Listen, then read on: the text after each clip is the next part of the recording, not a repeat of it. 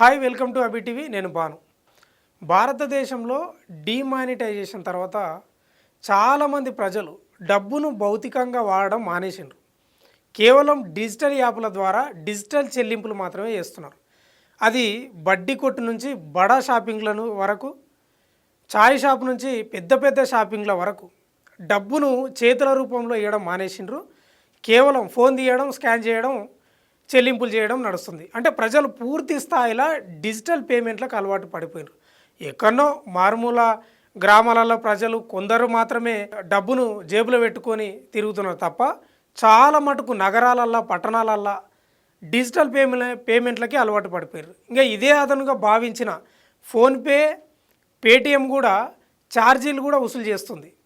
అయితే ఇన్ని రోజులు ఇలాంటి ఛార్జీలు వసూలు చేయని గూగుల్ పే కూడా వాటి బాటలోనే పడ్డది. అంటే ఎలాంటి ఛార్జీలు వసూలు చేయని గూగుల్ పే కూడా ఇక నుంచి ఛార్జీలు వసూలు చేయడానికి పూనుకున్నది. అంటే కన్వీనియన్స్ ఫీజును వసూలు చేయడానికి రెడీ అయింది. ప్రముఖ టెక్ దిగ్గజ సంస్థ గూగుల్కి చెందిన digital payments app Google pay గురించి ప్రత్యేకంగా చెప్పనక్కర్లేదు.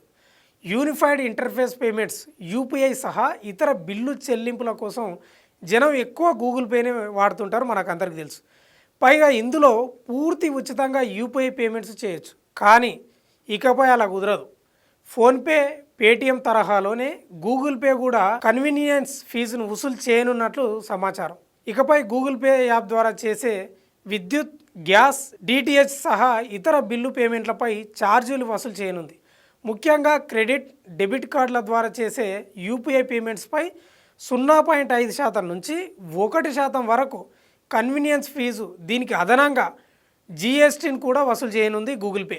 అయితే ఈ విషయంపై గూగుల్ పే నుంచి ఇప్పటి వరకు అధికారికంగా ఎలాంటి ప్రతిస్పందన రాలేదు. అయితే యూపీఐ లావాదేవీలకు మాత్రం ఈ ఛార్జీలు వర్తించవు. కాగా పేటిఎం, ఫోన్పే సంస్థలు ఇప్పటికే ఈ తరహా ఫీజులను వసూలు చేస్తుండగా ఇన్ని రోజులు ఉచితంగా అందించిన గూగుల్ పే సైతం ఇక నుంచి వాటి బాటలోనే నడవనుంది. అయితే గూగుల్ పే గత ఏడాది నుంచి మొబైల్ ఛార్జీలపై ₹3 కన్వీనియన్స్ ఫీజు వసూలు చేయడం ప్రారంభించింది. దేశంలో డిజిటల్ పేమెంట్స్కు విపరీతమైన ఆదరణ లభిస్తుంది. అందుకే దీనిని క్యాచ్ చేసుకునేందుకు ఆయా పేమెంట్స్ యాప్ సంస్థలు ఈ నిర్ణయం తీసుకున్నట్లు తెలుస్తుంది. గూగుల్ పే ఇన్ని రోజులు ఎలాంటి ఫీజులు వసూలు చేయలేదు. కానీ ఇది వ్యాపారం కాదా, ఏదో సినిమాలో చెప్తాడు చూడు, ఇది వ్యాపారం అన్నట్లు. ఇక మొదట్లో కూడా మనకు జియో సిమ్ ఉచితంగా డాటా ఇచ్చి తర్వాత దానికి అలవాటు పడ్డాక ఇప్పుడు ముక్కు వెండి వసూలు చేస్తున్నారు.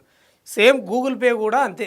సేమ్ పేటిఎం, ఫోన్పేల తరహాలోనే గూగుల్ పే కూడా అదే బాటలో నడుస్తుంది. మొదట్లో ఉచితం ఇచ్చింది, ఇప్పుడు ఇక ఛార్జెస్ వసూలు చేస్తుంది. ఎందుకంటే ఇది వ్యాపారం కదా.